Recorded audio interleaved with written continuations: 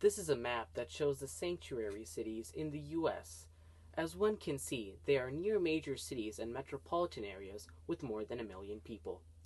The issue of sanctuary cities has gotten much attention after the deadly shooting of a San Francisco woman by an undocumented immigrant who was supposed to be deported 5 times. This leads to the debate if sanctuary cities should still continue to exist in the US and receive federal funding or not. It is apparent that sanctuary city policies are legal.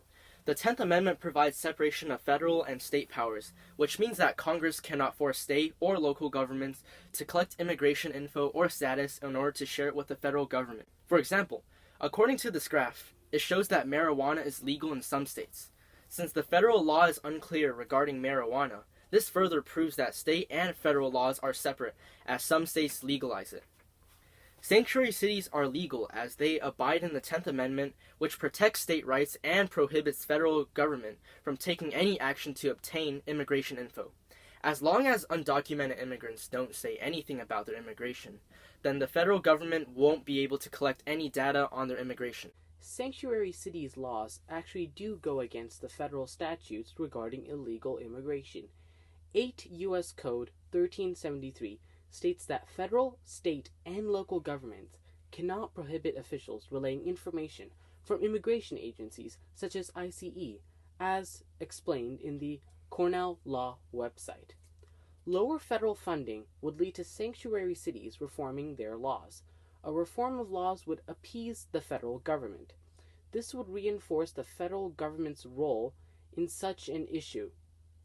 While it is true that the 8 U.S. Code 1373 states that the government can't prohibit officials from transmitting or receiving info pertaining to immigration or citizenship to and from immigration agencies, sanctuary cities don't actually prohibit any officials to communicate with immigration agencies about immigration or any citizenship status. The officials just won't be able to use any city resources that pertain to immigration or citizenship status. For instance, there isn't any law saying that a police officer can't call the ICE to give info about immigration.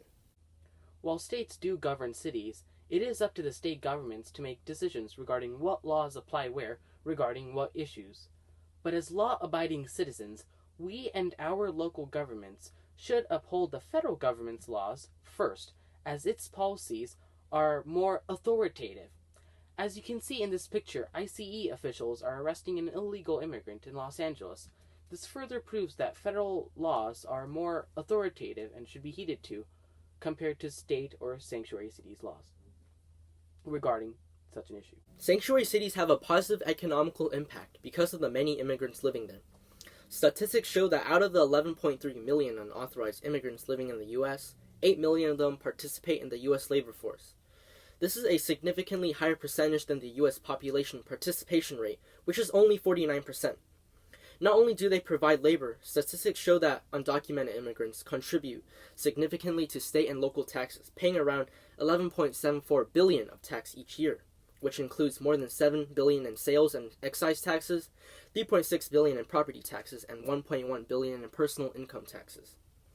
Undocumented immigrants on average pay 8% of their incomes to state and local taxes. Since many of these undocumented immigrants make up most of the labor force, if mass deportation occurred, then many labor jobs such as farmers or construction workers will be left behind, which will definitely hurt the U.S. economy. Deporting them will also hurt the $11.74 billion revenue, and since we are in a time where most states are facing revenue shortages, this shouldn't be an option. Like the rest of the population of the U.S., undocumented immigrants spend money on food, shelter, and health, which boosts the U.S. economy as a whole. Sanctuary cities do provide a haven for potentially dangerous undocumented immigrants, which contributes to a dangerous environment. Statistics in 2013 to 2014 conducted by the Center for Immigration Studies show that 8,145 undocumented immigrants were released. 63% had criminal records, 36.6% had felony convictions, and 23.4% had misdemeanor convictions. In fact, as a result of such an action, an illegal immigrant, Sanchez, who had a history of criminal convictions and faced deportation requests up to 5 times, was declared free in San Francisco and ended up shooting an innocent woman. Lower funding would mean sanctuary cities can't support as many potentially dangerous, undocumented immigrants. Less number of these individuals would mean less risk of a crime. Incidents like in San Francisco could be avoided. While sanctuary cities may harbor more criminals that may create a dangerous environment for citizens, statistics show that sanctuary cities and counties have lower crime rates than other areas.